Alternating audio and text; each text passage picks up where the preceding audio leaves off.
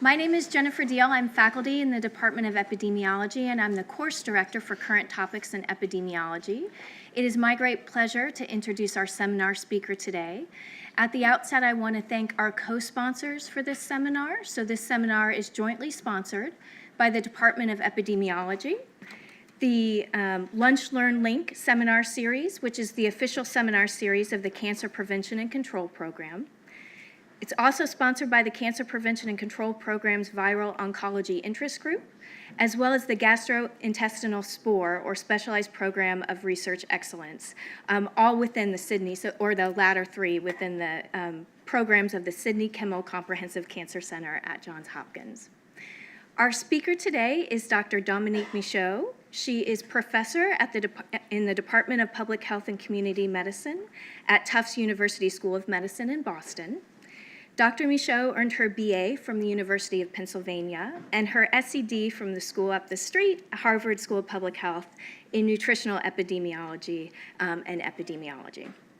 She has been prior faculty at Harvard, the Imperial College of London, as well as Brown University, and has served as an investigator with the National Cancer Institute Division of Cancer Epidemiology and Genetics.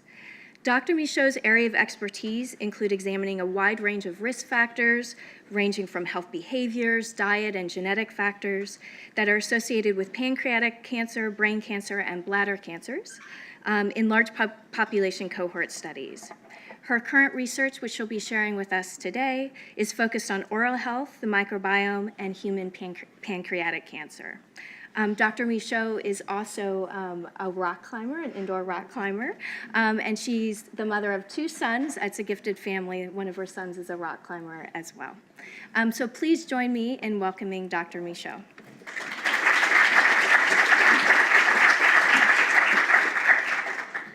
Thank you very much for the invitation to be here today. I'm very pleased to be speaking to you, and thank you all for coming. I'm delighted to see so many people who are here. Just a correction, I have a son and a daughter, so it's all right. And they're both rock climbers, but my son is especially nuts about it.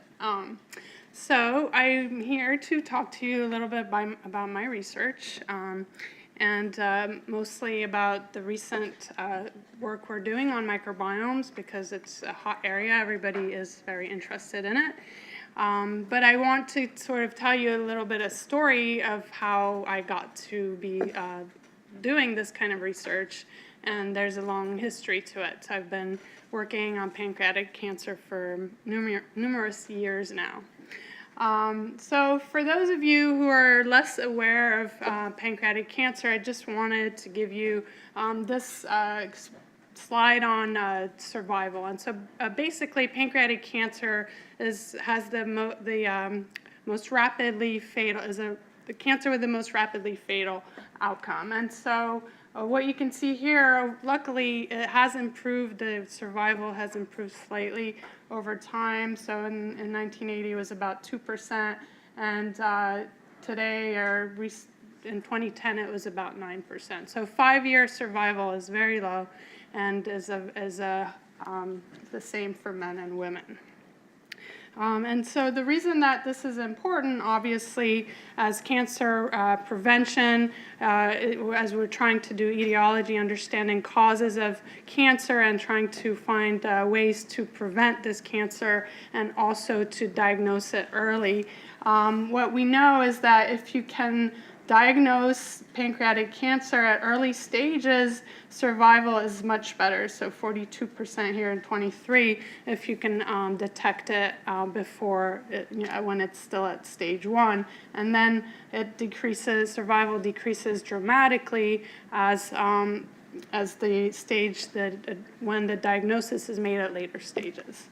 So I'm going to talk a little bit about Paradonnell disease, and for those of you who are not familiar with this condition, I wanted to give you a brief introduction, and I apologize that it's right before lunch, and you might not want to see these teeth, but it's a chronic disease. Basically, as people age, they get more and more periodontal disease, and it happens So what happens is initially, as we're young, we have healthy gum, and then often when we get older, we start having gingivitis. So gingivitis is just inflammation around the gum line, and is just minor. There's no loss to the ligaments, and it's just something that can cause bleeding when you floss.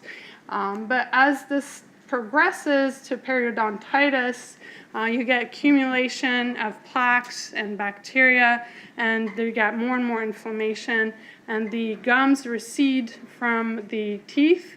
You have loss of ligaments, you have destruction of the ligaments, and eventually it leads to bone loss, so that you're actually, down here, you can see that the recession is so great that the teeth are no longer able to stay stable, and they start to move, and so you can lose teeth with advanced periodontitis. So one of the ways that people can measure, other than going to the dentist, but when you start at older ages, tooth loss is often related directly to the state of periodontitis. So we've known this for a long time in dogs, that dogs and cats who have Paradonnell disease, and it's quite common in certain breeds of dogs, that the bacteria from the gums can get into the organs. And so you can see this often if you have a pet and you take them to the vet. You can see these pictures up on their walls, and it says oral infection spreads internally to critical organs like the heart, kidney, and the liver. And so this is something that's well known in the animal world. And unfortunately for us, there's still a lot to learn about this, or we can spend a lot of time doing it. The people who are dentists and periodontitis, study periodontitis, have seen or have done research on what are the risk factors for periodontal disease, what causes it. And so everybody has a normal commensal, we call commensal bacteria, so normal oral bacteria in your mouth. And so typically you can see in a healthy person, you'd have some of these bacteria here. They're called commensal bacteria. But once you have gingivitis or periodontitis, you have more of the pathogenic types of bacteria that accumulate in the periodontal pockets. So you have the pocket between your tooth and your gum, and the pathogenic bacteria will start causing inflammation and immune response. And over time, when you have a lot of plaque, you have all the pathogenic bacteria will accumulate onto this, and there will be a biofilm of these pathogenic bacteria, and that's how the inflammation gets substantially worse. You have degradation of the ligament, and so also bone resorption. So these are the different steps, and trying to understand the pathogenesis and the molecular underpinnings has been an area of research in the dental world, but now is extending to how this mouth condition can link to to systemic inflammation and other conditions. So what happens is the bacteria might go directly into the bloodstream, so you have systemic bacterial dissemination that can affect the heart, and also has been linked to complications from pregnancy. You can also have an immune response, so systemic inflammation, and some of the cytokines that you can measure in the blood are elevated when you have periodontal disease, and that can affect the whole, systemically your whole body, and that can also cause dysbiosis in the gut. So there are different mechanisms, and we're just trying to understand these, and this is a review that was recently published that covers it. So what I've been interested in is how the oral bacteria may be linked to cancer specifically, and recently this is from a mouse model, and what you can see here, they had two different periodontal pathogens, the P. gingivalis and the F. nucleatum, and they did a mouse model for oral cancer. So they were interested to see how it might be linked to oral cancer. And here they basically saw that the mice that were infected with these two pathogens had a substantially increase in tumor growth and invasion as well. And this is also a recent publication. But so you might ask, well, what are the mechanisms by which this may happen? And there's research, this is from research that's been done in the gut, but it can also be applied to other areas. But basically what they found is that bacteria can have direct DNA damage. So this would be a direct cause if you were interested in on studying whether it's a causal effect or if it's an indirect effect. It can also, the bacteria have expressed different types of protein that can alter signaling, and the signaling would then impact cell growth in tumors. And also through the third possibility is through inflammation, and so the different bacteria can cause immune responses that would then have an impact indirectly on cancer as well, perhaps through progression.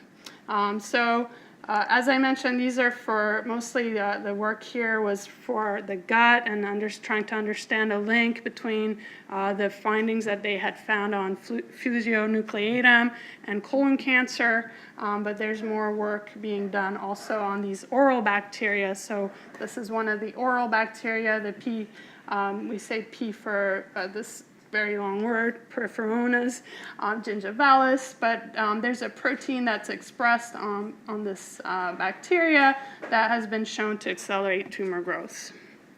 So this is just one example of a potential mechanism. Another example indirectly would be through and this one is for Fusobacterium nucleatum, which by the way is also an oral pathogen. But this protein, FAP2, has been shown to, if it attaches to the tumor, basically that the immune response is not, the immune cells are no longer able to detect the tumor, and if you mutate the bacteria so that it doesn't have this protein, then the immune response can work the way it's supposed to. So these, again, are just different possible mechanisms, so thinking about the biological explanations. For pancreatic cancer, we know that the toll-like receptors are important for cancer growth, and so there's work that's been shown that the TLR9, for example, accelerates pancreatic oncogenesis, and if you delete the toll-like receptor 9, you can have you can see that the harmful effect is gone, basically. So there's the survival is much better if you delete the TLR9. And so here you can just see basically this is a TLR9 ligand, that once you have the ligand, it increases the pancreatic weight of the tumor, and also the invasion is greater in those that had this is animal models, mouse model, and so there's more invasion in the ones that had the TLR9. So why do we care about toll-like receptor 9? Well, it just also happens to be a receptor that is influenced by the oral pathogen P. gingivalis. And so this is just to show you that the P. gingivalis and chronic periodontitis can induce both TLR2 and TLR9. So again, trying to think of the biological underlying associations for a link. And also, we know that people who have Paradonnell disease have more H. pylori infection. And so in the NHANES, maybe you're hopefully familiar with NHANES, very large survey where they had data on both a very accurate measure of Paradonnell disease and also could measure the H. pylori infection in the blood, and they found that these were associated, and also that if they looked specifically at the depth of the pockets, that there was 47% higher H. pylori seropositivity in the bloods. And again, this was after adjusting for socio-demographic factors. So this is compelling, again, trying to make the link between why paradonnel disease may be associated with pancreatic cancer. So, and H. pylori has been looked at in numerous studies in relation to pancreatic cancer. You can see here, this is a meta-analysis. So overall, if you look at all the studies that have been done, the overall summary estimate is not statistically significant. There's a 13% higher risk for those that are seropositive for H. pylori, but it's not significant. However, if you split up the CAG positive, so those that express the CAG protein versus those that do not, and for those of you who study stomach cancer, you know that the CAG positive is actually the one that's important in stomach cancer, and that it's the association for stomach cancer is only here.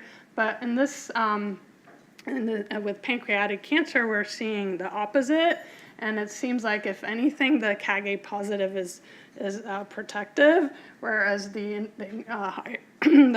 a slightly higher risk in people who have CAG negative. So obviously, there's still a lot of work being done in this area, and people trying to understand what is the exact relationship with it between H. pylori and pancreatic cancer. But what we've learned also over the years, recent years, is that the stomach is not just H. pylori. There's a lot of other bacteria in the stomach. So for a long time, we thought it's just H. pylori and that's it. But if you look at this slide, which is from 23 patients that were obtained during, basically they had probes going down to look at the different bacteria, and they did 16S sequencing on them. That even on the first column here, the purple here is H. pylori, so you can see that there's about 40% or more of the bacteria that are H. pylori in the stomach, and we would expect that. But that there's also a whole bunch of other types of bacteria in the stomach, and it's, again, not exclusively H. pylori surviving in the stomach. These here are just to show you, if you remove the H. pylori, how it breaks down, and there's sort of a pattern that shows up. So the Human Microbiome Project looked at healthy individuals to see what the bacteria, the microbiome, looks like. And this is just a slide from using the genera level bacteria with 10 body sites, with a lot of these being in the mouth. And so the arrow here, it points to saliva, because we're going to talk about, I'm going to talk about the oral cavity, and the saliva is one one measure you can take, have people spit in a tube. And you can see that there's a very large diversity in the bacteria in the mouth, but that it's also very different. So if you look at the bottom row here, it's stool, and you can see that the stool has much more of this Bacteroidetes, and then that in the oral cavity, that the Streptococcus are more common.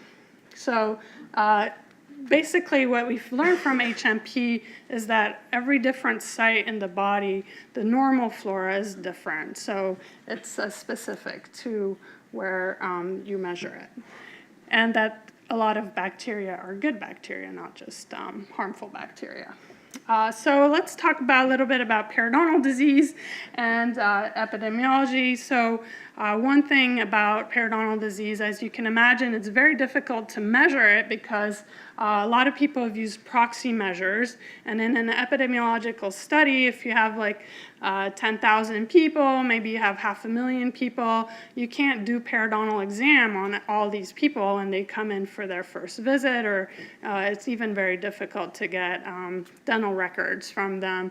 And that's not something that we've studied much as epidemiologists. So historically, anyway, there hasn't been a huge interest between the condition in the mouth and how other chronic diseases occur.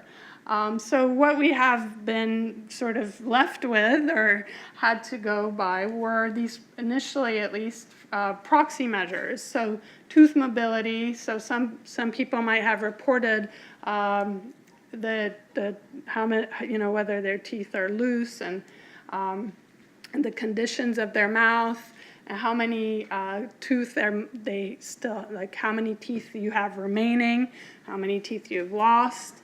These are all proxy measures.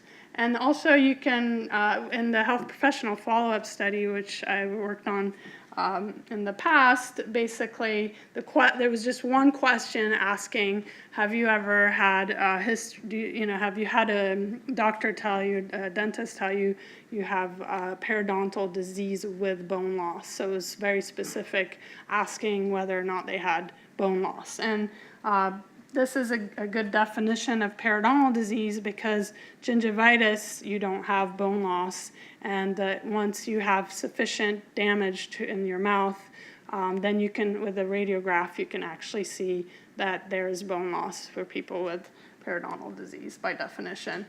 So then you can also have more direct measures, but this would require having the person come in and getting the exam, where you would then have a measure of clinical attachment loss, so how much of your gums are detached from your tooth, the probing depth, how big the pockets are, and then you can also have radiographs to measure the bone loss in the mouth.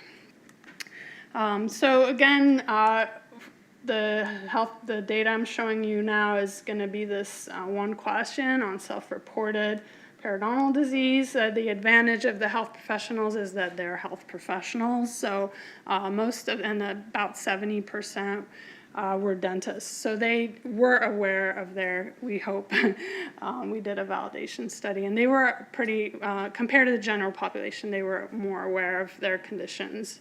So they're fairly reliable, again, for as far as what we have available. This is not all bad of a measure.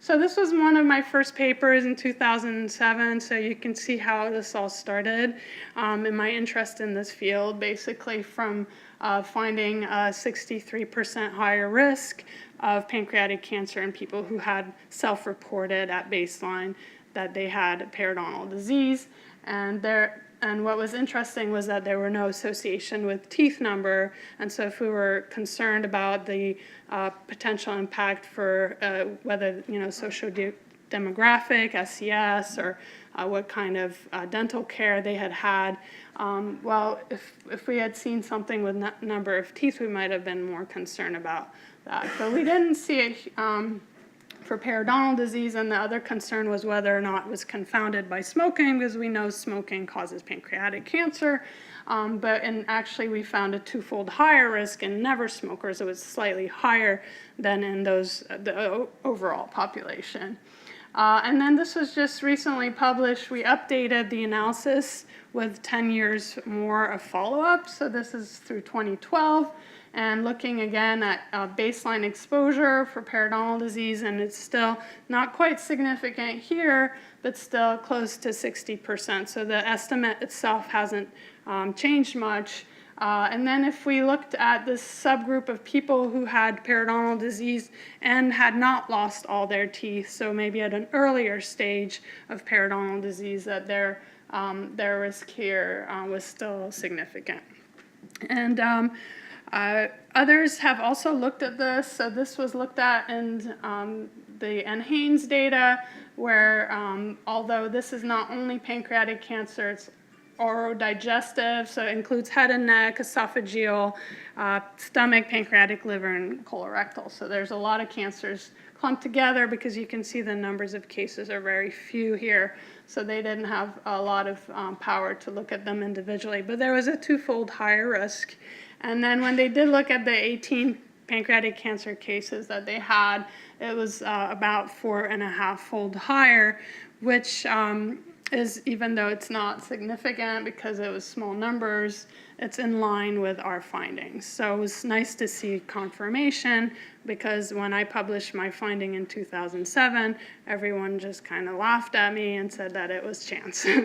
So nobody believed it, and nobody thought it was important, and nobody really paid much attention to it. So in the NHANES study, they have also measured antibody levels to different oral bacteria. And so there are some publications of people who are interested in Paradonnell disease and seeing the link between the antibodies and the Paradonnell disease status. And one of them that comes out here in this paper is P. gingivalis. So P. gingivalis, antibodies to P. gingivalis in a very large survey, in a very large population, can basically tell you who has periodontitis. So it's a good marker, again, of periodontal disease status. And here, and they looked at a lot of other bacteria, a lot of oral bacteria, and this one was the strongest of all the bacteria that came out. So we thought, oh, well, that's cool. So we now have I had access, I was at Imperial College for a couple of years, and at that time, I was working on the EPIC cohorts, about 500,000 people, and there's 300,000 bloods on these people that they collected many, many years prior. It's a cohort study, so obviously following them forward to see how many, see who develops cancer, and then looking at a lot of risk factors.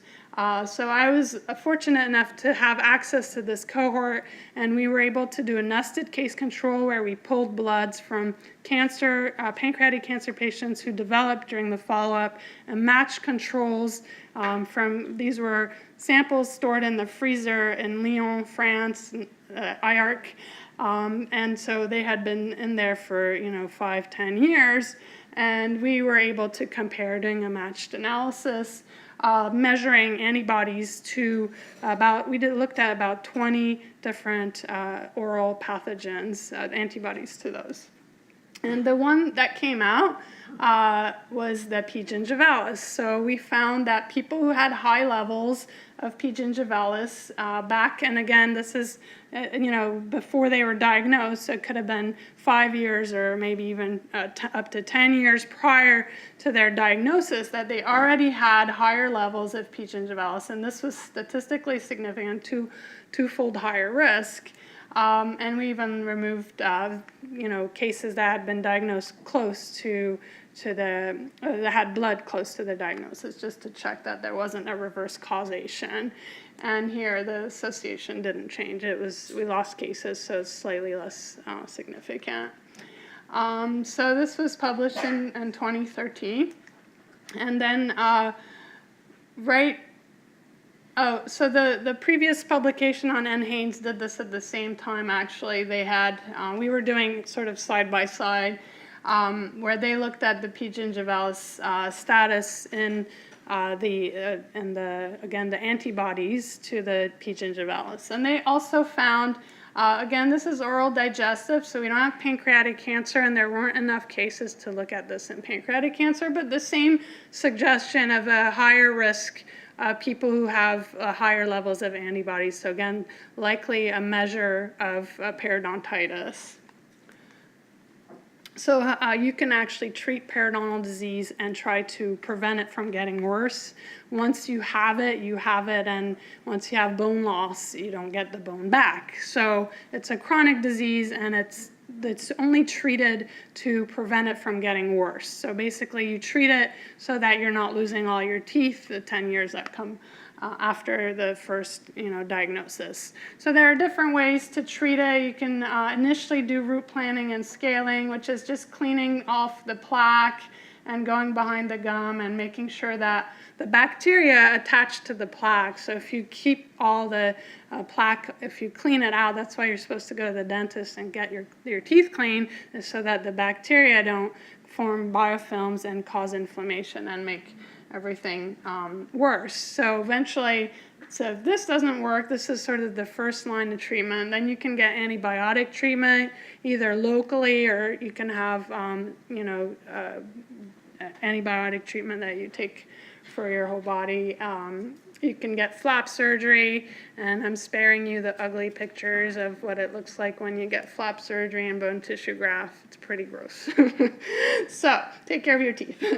But anyway, the point is that there was this study, and this has some limitations. There's no control for smoking, and there are other things that you have to take this study with a grain of salt. But it's still interesting because they basically compared people who had received Paradonnell disease treatment to those who didn't. And there was, as you can see in my little box here, about 50% decrease in pancreatic cancer among those who had treatment for Paradonnell disease. There are other cancer sites that were also inversely related, so this is going to have to be reproduced, but it's at least sort of encouraging to see that there might be a possibility for treating. Okay, and I'm going to speed up because otherwise I won't get to the cool stuff, but there has been a study that has looked at bacteria in the mouth to see if there's differences between cases and controls.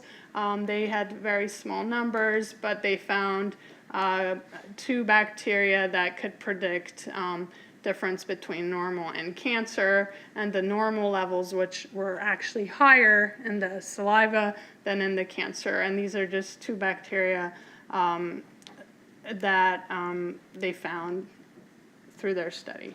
And that was one, it was in the press. There were a lot of excitement about it. But as you know, case control study where you're measuring the oral bacteria after the cancer has been diagnosed is also hard to interpret.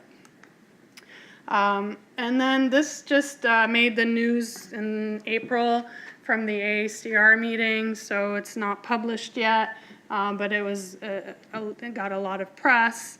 And basically what the reason for it is this was a prospective study, and unlike the previous case control that was done after the cases were diagnosed, they had oral samples in the freezer many years prior to diagnosis, and they did the 16S to look at whether different bacteria that are in the mouth at the time, when they collected the samples, can predict or are associated, I should say, with diagnosis of cancer. And so they have very large numbers, and they found, again, a similar increase in risk for P. gingivalis. So this bacteria seems to keep popping up, and it is one of the main pathogens for Paradonnell disease. And they also found an association with this one that I'm not even going to try to pronounce. But these were exciting. And so unlike our study that was measuring antibody levels in the blood, the reason I think they got so much attention is because it was what they call a direct measure of pathogens in the mouth versus the antibody response.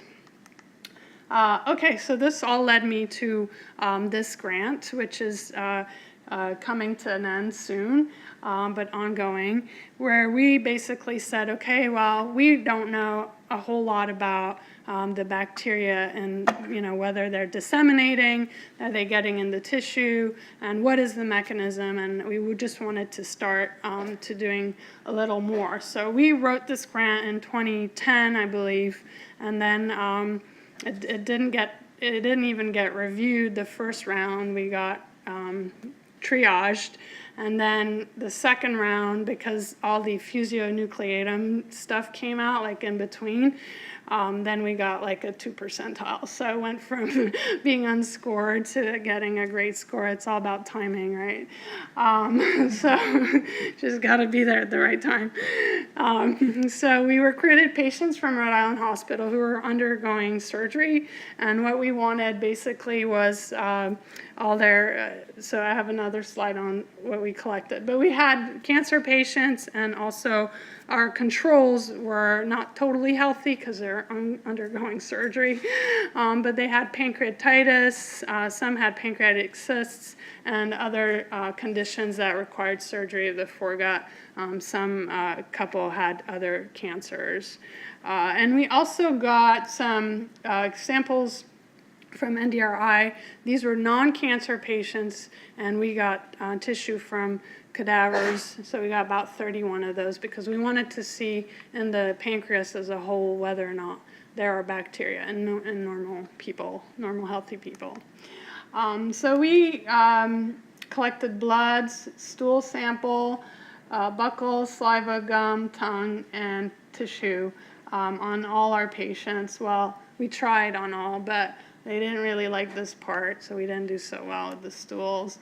And we did well with the oral samples because it's very easy to get that. So we also obviously wanted other information, control for confounding or potential confounding. So we have all the questions about family history, lifestyle characteristics, smoking included, also dental health, medication use, and diet, and then had access to their medical records and pathology from for all the different cases and controls.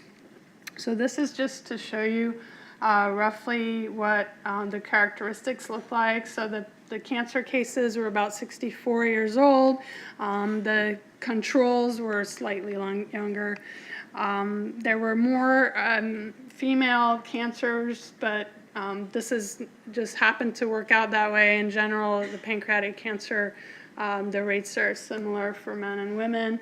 And there were 62% versus 53% of smokers.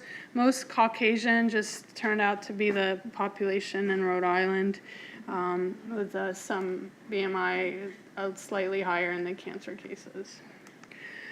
So what did we do? We basically were interested in doing the 16S, which is, for those of you who don't know so much about microbiome, what we essentially want is to amplify regions that are hypervariable. So we're amplifying regions of the 16S rRNA, which is here.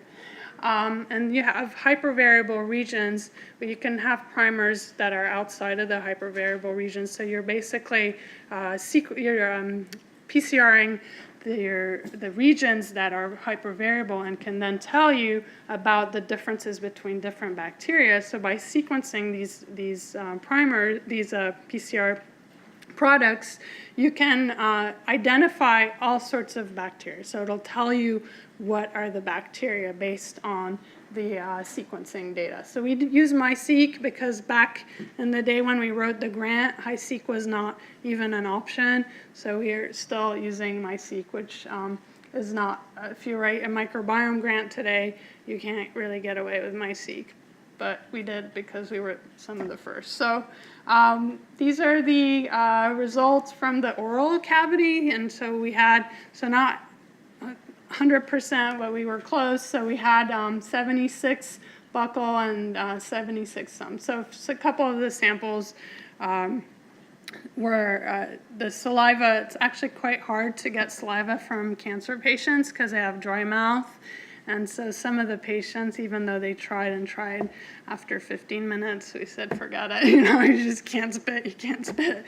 But we could get the buccal, and so you just swab the inside of the mouth, and you can swab the gum line, and you can get bacteria that way. So these are average counts based on the sequencing reads for the regions that we amplified, and this is maybe too much information, but we have a pipeline basically to link the sequencing data to the bacteria. There's a database, Green Gene, and we also used another reference database to map the sequencing back to the bacteria to identify which bacteria are present. And we excluded samples that had poor reads as well. So so overall, we had 307 samples from 76 individuals for the oral cavity. from all those areas. And so this just, the first slide here is just to show you how, so you can't really see the colors here. These are the different sample types, and what the point of this slide is that if you look at the red line down here, you can see that there's a statistically significant difference in terms of the diversity of the bacteria are, as expected, different by where the sample came from. So the buccal is different from the tongue. This is in the same person, but they're different. The same person will have different profile bacteria in the saliva, gums, tongue, and buccal. And when you put it on a model, you can actually see that they separate out. And so even though the principal component analysis here is difficult to see because the colors are sort of overlaying each other, you can see down here that there is a statistically significant difference. And then you can see the 10 most abundant genera are here, with Streptococcus being the most abundant, with Prevotella the next abundant, and so forth. So then, obviously, because each site is unique in terms of where you collect the bacteria from, so we're doing the analysis by site. So the first one here is saliva, and unlike the overall, if you remember, the first one was Streptococcus. Here in the saliva, Prevotella was the most abundant bacteria present. And we found basically 3 principal components for diversity measure, and that we found that the first principal component was marginally significantly associated with the ICD-10, so whether the person had cancer or not cancer.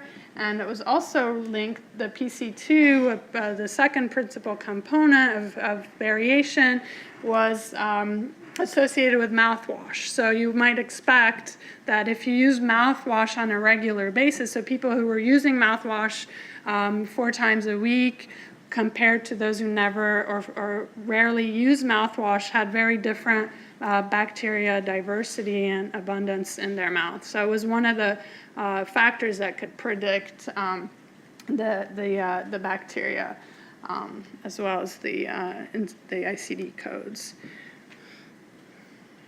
So yeah, this is just to show you the p-value is not quite significant, but borderline. And these are all, by the way, these are all preliminary data. We have not published anything, and we're still doing analyses, and we're still working on all these. So these are preliminary. For tongue, we found that gender was associated with the first principal component and also ICD-10 code. And buccal, interestingly here, age was the independent variable that was most strongly related to the diversity of the bacteria in these buccal samples. So then we looked at, so because we're looking at a lot of different, if you imagine you have so many bacteria, and obviously you can look at the 10 most abundant, but you can also start looking deeper in terms of species. So you can, you can look at the phyla, the genera, and then going down at a more refined level, you can look at species. So we wanted to look at species because actually we think that maybe the species are going to tell us something more important than just the overall pattern of diversity, and that maybe if there's something that's causal relationship, you might have a specific bacteria that is important. So we wanted to look at species, and we just wanted to see whether there was overlap between those comparing cases to non-cases, whether if you saw a difference in one specimen or one sample collection, whether it would also be found in another one. So none of the species of bacteria that we found that were significantly differentiated between cases and controls, none of them were, the associations were not consistent in all the sample types. So, but we found 4 here that were both in saliva and buccal. So that were consistently, basically, the same 4 bacteria were significantly predictive of cancer in both these 2 types of samples. So again, preliminary results, but just wanted to show you because it's kind of interesting that out of these 4 that I highlighted, one of them was what we call T. denticola, which is one of the 3 pathogens known to be part of the red complex. So Paradonnell disease is a work in progress in terms of understanding the causal factors, but 3 pathogens have been seen to be related pretty consistently with Paradonnell disease pathology, and T. denticola is one of them, and P. gingivalis is another one of them. So basically, this is an interesting finding in terms of the pathogen. So green here indicates presence of bacteria. And so there are more of these in the oral, so this is buccal and this is saliva. And so both in buccal and in saliva, there was more T. denticola in the cancer patients. So again, this is not a prospective analysis. This is a case control, which includes, everybody we had the samples from are cancer patients. But it's still interesting to see that this particular bacteria known to be a pathogen for Paradonnell disease is found at higher levels in the cancer patients. And then there was another one, which is not as well known, but also a Paradonnell pathogen that similarly was both in buccal and in saliva at higher levels in the cancer patients. Hot off the press.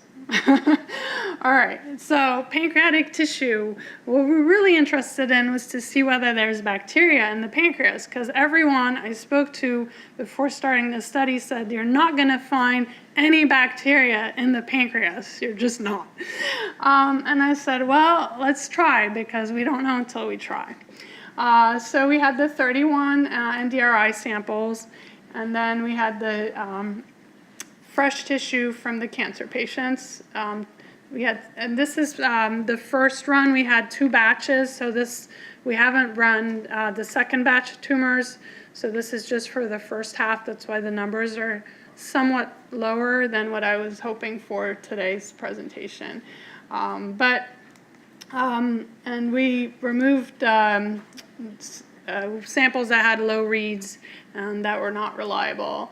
But this is basically a heat map to show you, and on the bottom are all the different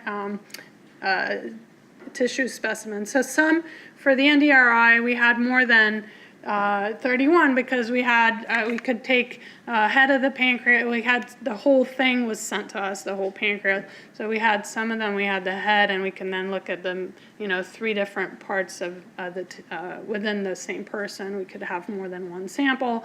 And then we had the tumors, but the heat map just shows you that these are the species on this here, and the IDs of the patients here, and the abundance levels. So what you can see is there are bacteria in the pancreas, and there's some of them, there's a lot of, here you can see that the lighter bars are high abundance. So and you can see that it's kind of, there's, different levels in different pancreas tissue samples, both healthy and tumor.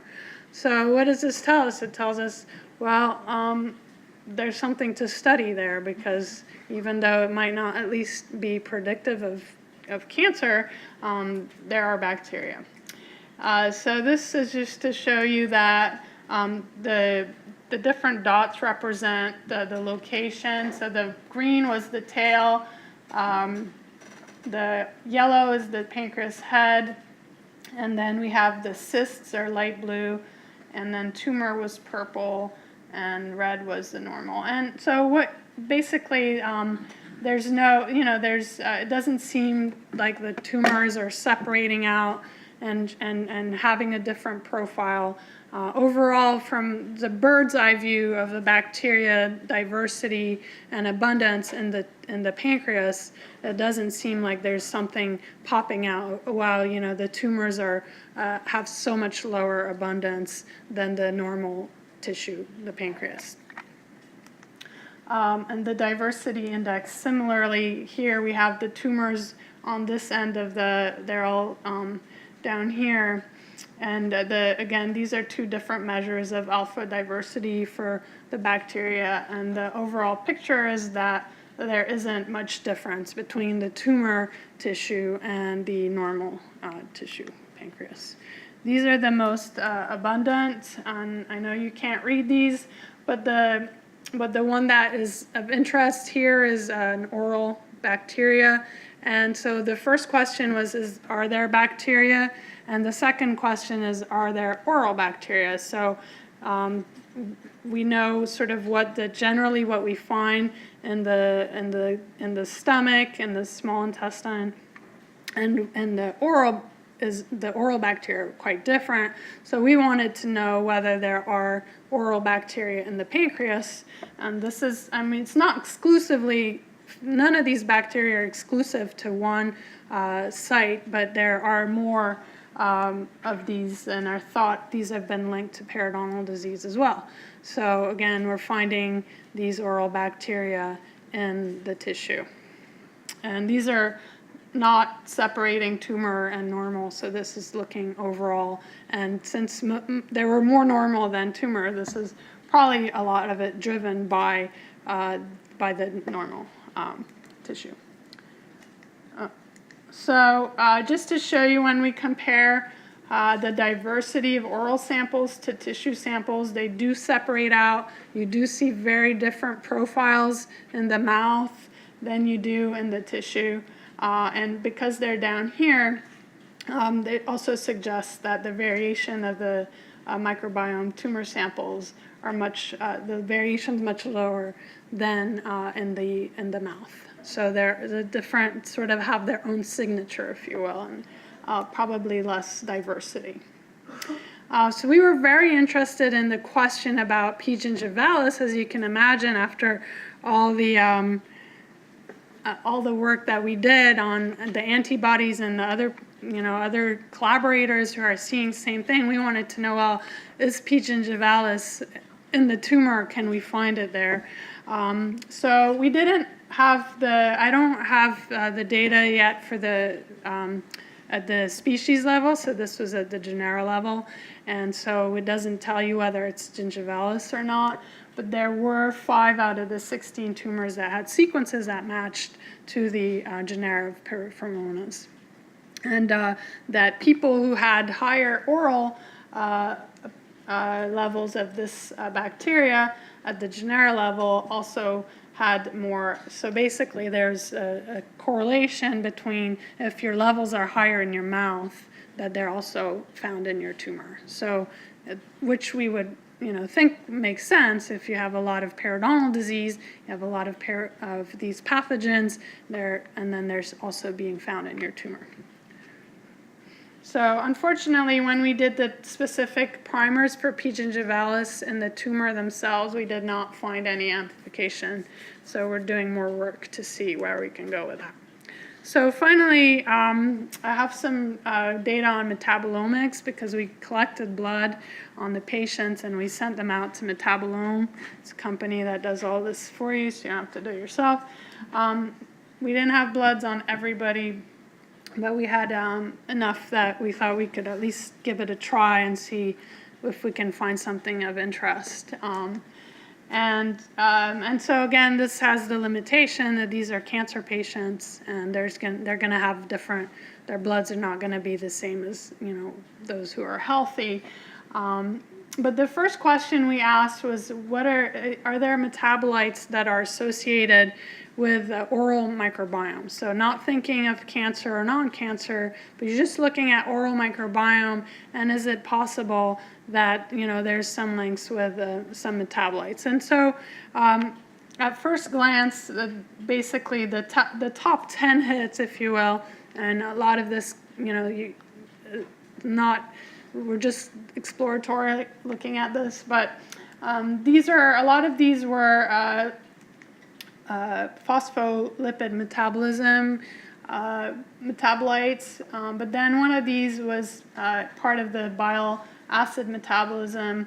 If you see here, the primary bile acid was one of the metabolites that came up, so it could be of interest in the sense that the bacteria in the mouth, basically what this says, if we can replicate it and if it's true, is that possibly the bacteria in the mouth have an impact on some of the metabolites that are further, maybe the bacteria getting in the stomach and also impacting some of the metabolism that's happening and affecting this.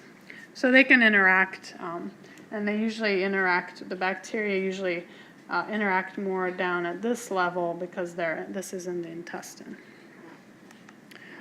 And then it also happens that when we looked at cancer cases and controls, one of the same metabolites here was also higher in cancer patients. And this is another one.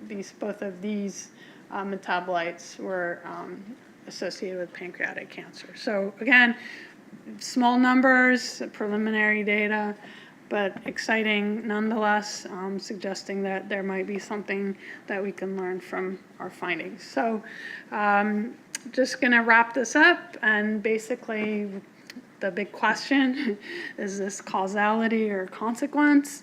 We clearly need to do more animal studies, so that's one thing I'm actually working on a grant with collaborators at Tufts who work on animal models and work on Paradonnell disease models, trying to put them together to get some, to see whether or not in a mouse model of pancreatic cancer, we can see how P. gingivalis infection and bone loss might impact the tumor.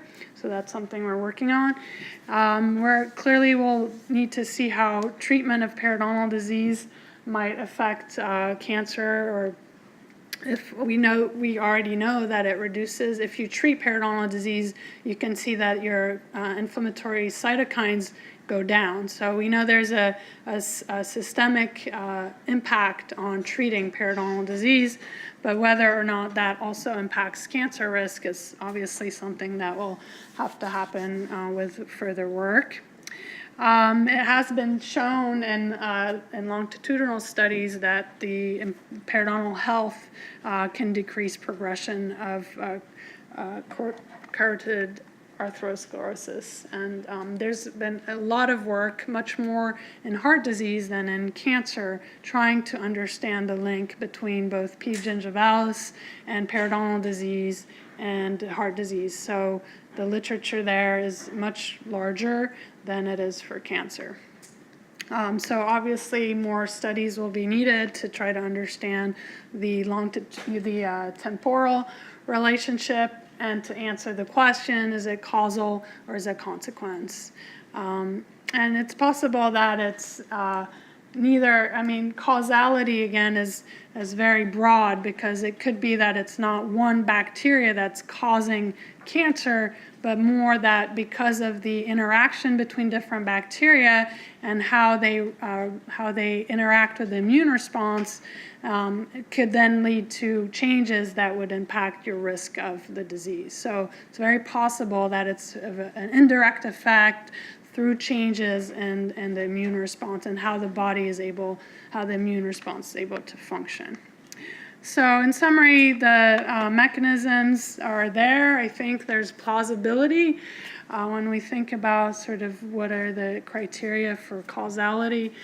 We want to think about biological plausibility. So I think that we have enough now, much more than when I started this 10 years ago, where people thought it was just ridiculous. But now I think the animal models and the studies show that it's very possible that there's an association.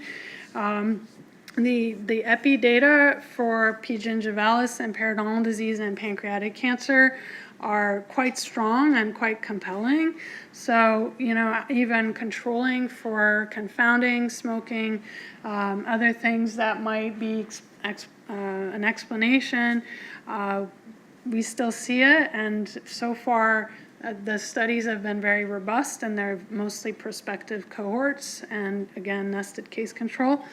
And so the microbiome analyses that we've just done, which we're still working on, are just sort of another piece of the pie, if you will, or the equation, and trying to understand what's going on. And it's not clearly by itself going to give us any answers, but it's still hopefully generating ideas and avenues for research that will lead us to understand better how there may or may not be a link with Paradonnell disease. So stay tuned, because there will be more. And with this, I'm just going to, I didn't want to stop. I wanted to go to my acknowledgement slide.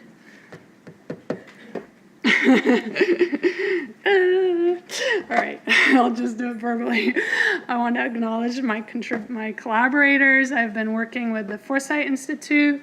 Foresight Institute is a dental institute in Boston with PI there, including Bruce Pastor, and a postdoc who has done most of the work, Erica Del Castillo, who has been amazing in doing all the laboratory effort there. And then we have at Brown, Carl Kelsey, who's helped out in the collection, as well as the surgeon, Kevin Charpentier, who was an amazing collaborator, because without him, we would never have been able to get all the patients. He was just such a great help. And our statistician, Kevin Kostler, who's at Kansas University, who's done all the analyses. And I'm sure I'm forgetting others, but since I'm out of a slide anyway. So thank you, that's all, and I'm happy to take questions.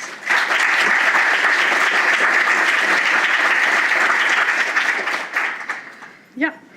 So I don't know the natural history of pancreatic cancer, but I was concerned that the control group, I mean, it's nice to be able to rule out the pancreatic cancer, but I was concerned that they had pancreatic cysts and other pancreatic conditions. Right. And are they potentially at risk for pancreatic cancer along the pathway, or actually precluding it because of what they have that could affect what, and they may have common causalities that lead to different things? No, those are all great questions, and yes, cysts can lead to, are higher risk to getting cancer.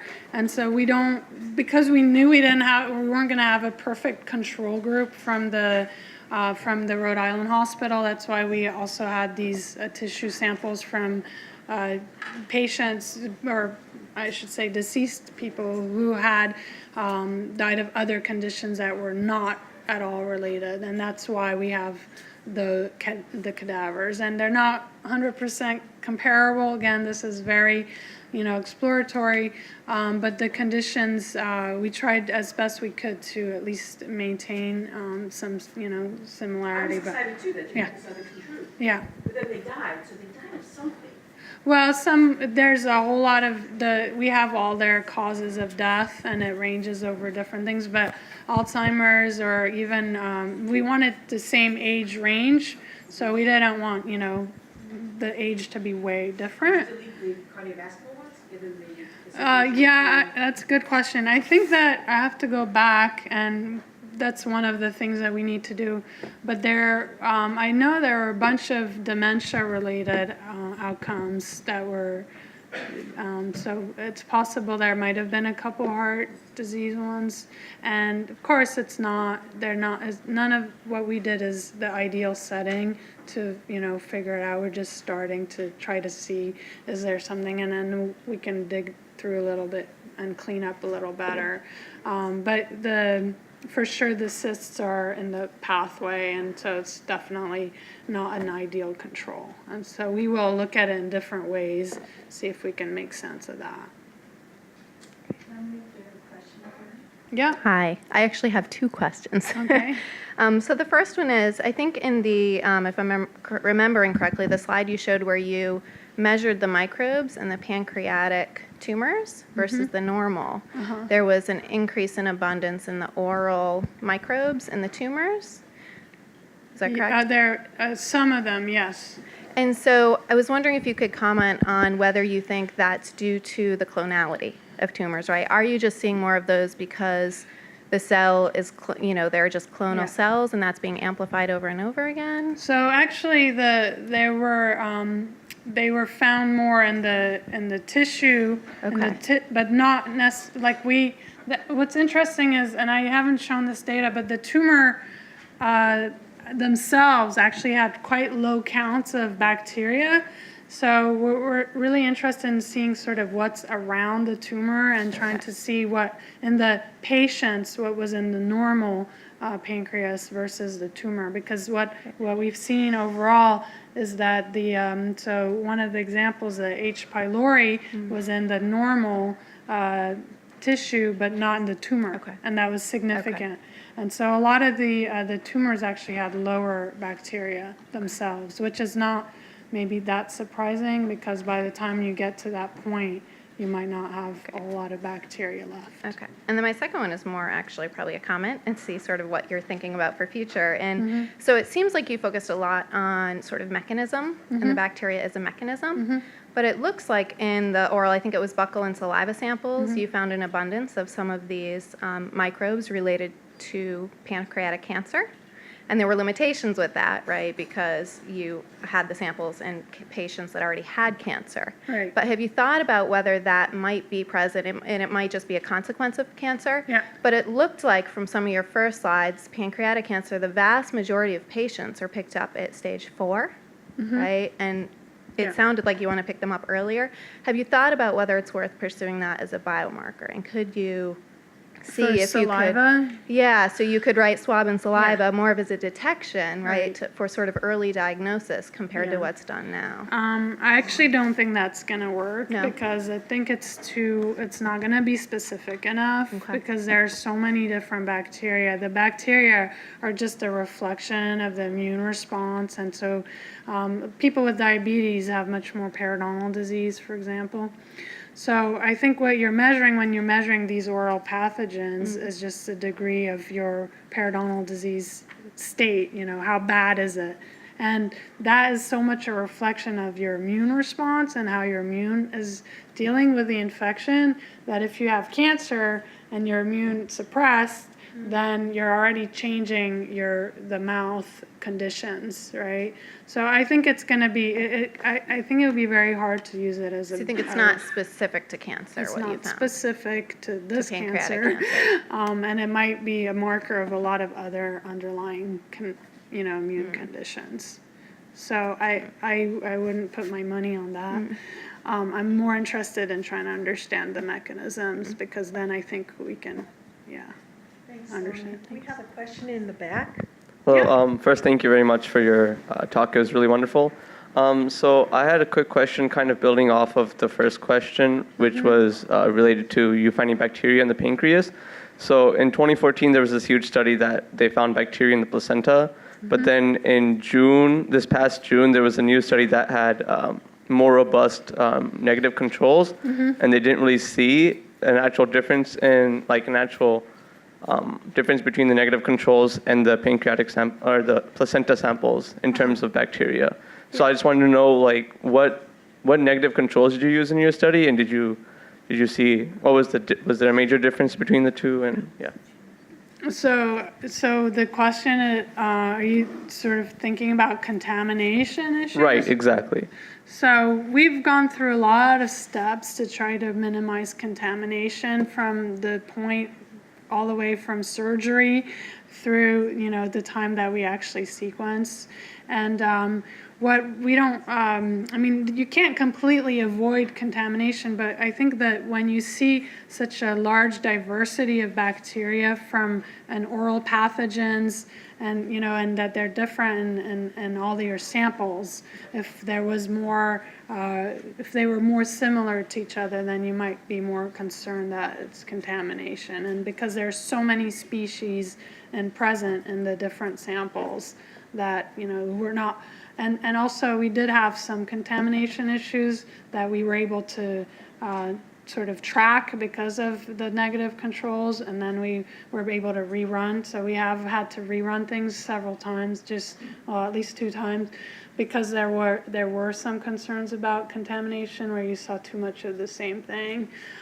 So we have tried to deal with that as best we could, but of course, you're only as good as the bacteria everywhere. But yeah, no, we had one of the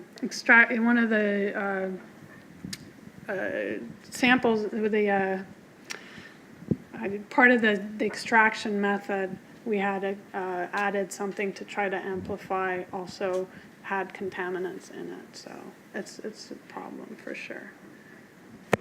Dominique, thanks so much for coming today and bringing a topic that brought all of these people together. The Cigarette Restitution Fund research grant is a program here in the state of Maryland, and so Yeah. we are happy to co-sponsor you too, along with cancer prevention and control. So thanks again. you. Let's give her a hand.